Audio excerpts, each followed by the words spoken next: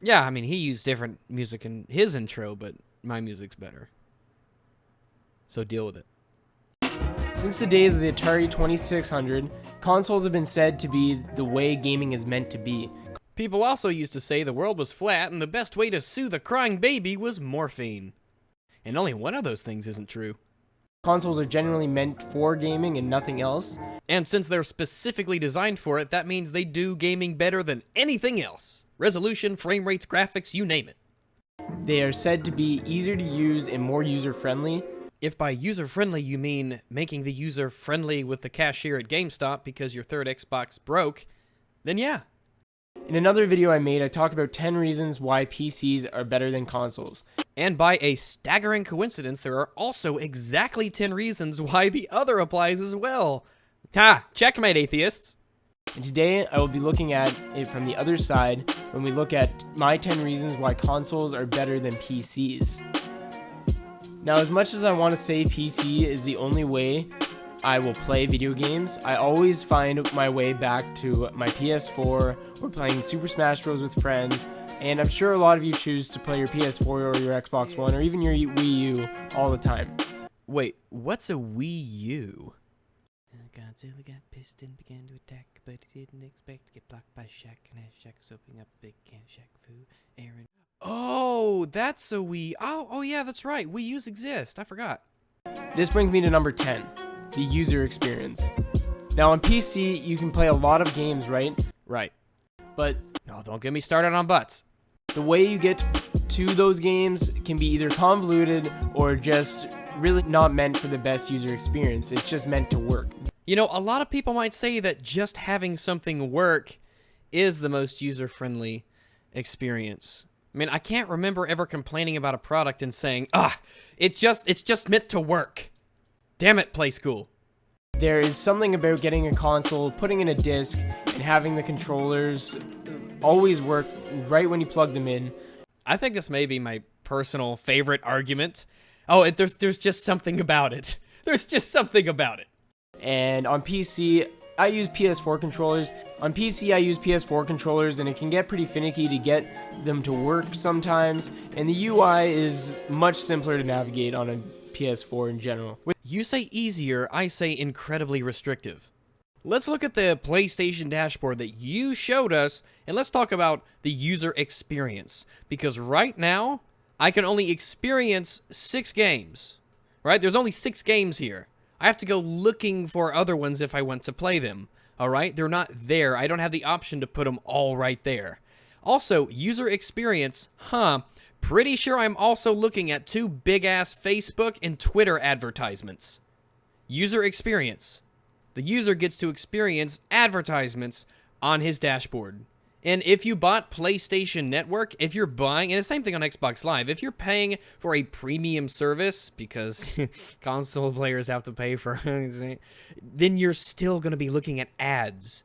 You're paying for a premium experience, and they're still shoving ads in your face. That's what I love. I have neither Facebook nor Twitter, and I want neither Facebook nor Twitter. I don't even have NBA 2K14. So basically, I'm looking at advertisements for a game I'm not interested in, and social media services I'm not interested in. Without having to understand how Windows works, or Linux, or any operating system, you can just play your games. Again, with this whole notion that console players think that console players can't operate an operating system. You could be on Windows 7, Windows 8, Windows 10. At this point, do you not ever use a computer? Have you never used one in your life? Computers are ubiquitous. Every home has a computer in it, and almost all of those homes are using Windows. And even then, how tech savvy do you need to be to, double click on an icon? I keep hearing from people advocating that the console is better than the PC, that console players just don't have what it takes to operate a computer's operating system, when chances are they've been doing it for years and years and years. Current generation of consoles are the best yet for generating a good user experience overall. Remember he said that. Remember he said that, because we're going to come back to it in just a moment. I've not had the chance to use the Xbox One yet. Well, count your blessings. but I hear it's not bad at all. Well, hell, then it must be true. PlayStation Plus is welcomed by many users, but Let's say I'm living in an apartment complex, and I get a knock on the door from management one day who says there will now be a $10 monthly fee for the use of my door. My first thought would not to be to thank them for improving the experience of opening my door and that now it is no longer free and I have to pay for it. My first thought would be, fuck you, you've proved you don't need money to do this, so no, I'm not paying you. I wouldn't welcome this new fee in my life to do something that had previously been free. But hey, I have heard from the mouths of Xbox gamers that they are happy to pay for Xbox Live every month. So I guess some people really are thankful for something like that. being a good thing with all the free games and free demos and cheaper games and extras that they give their users. Then it's not free, is it? If you have to pay a monthly subscription to get free games, then they're not free games because you have to pay for the subscription. That's like saying, well, I paid for a magazine subscription and now I get free magazines. Plus, let's think about it like this. You are already paying Comcast or Time Warner Cable or whoever for your internet service. You've got the internet. So why do you have to pay somebody else to use your own internet on their service when they're not even using first-person servers to connect to? If I want to play Battlefront 4 on my Xbox, right? I'm going to be connecting to EA servers. So why do I have to pay Microsoft to connect to EA servers?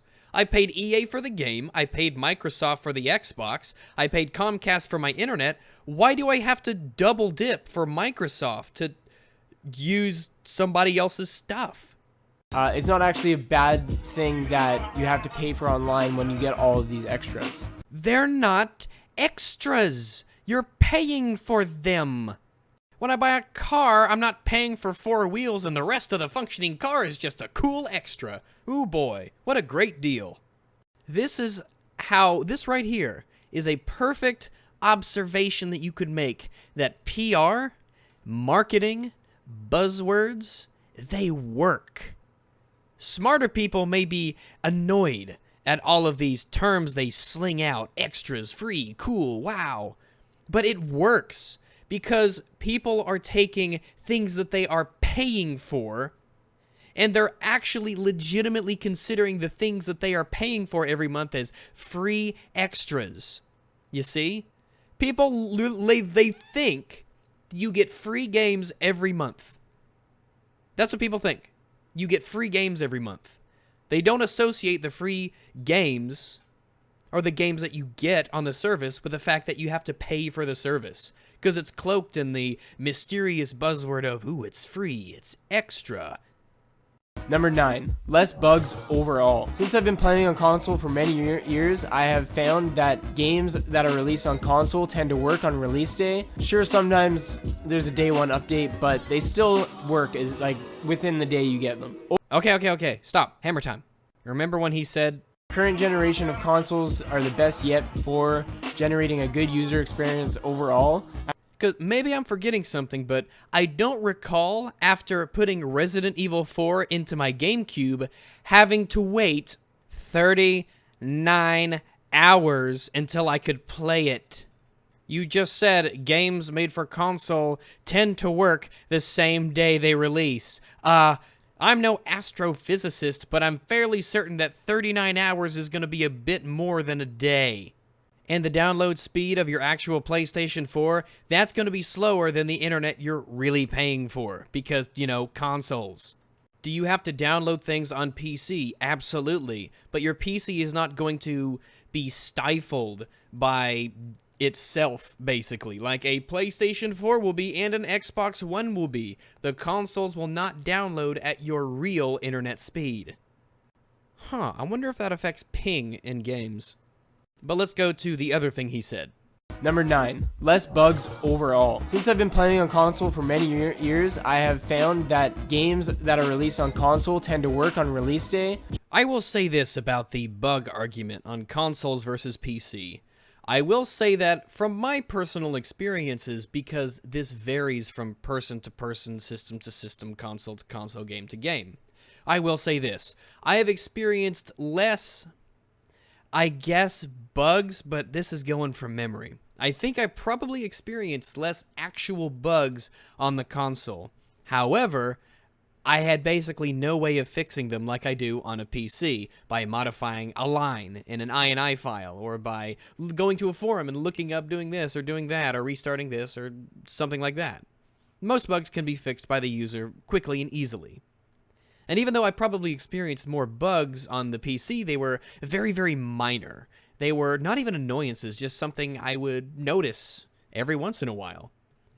I will also say, though, that only one time I've ever encountered a game-breaking bug, and it was on the Xbox 360 in Dragon Age Origins, where I got to a point in a mission where a certain dialogue scene would not trigger, and I wouldn't be able to progress past a certain point in the story, which meant that I had to start from scratch, a completely new file.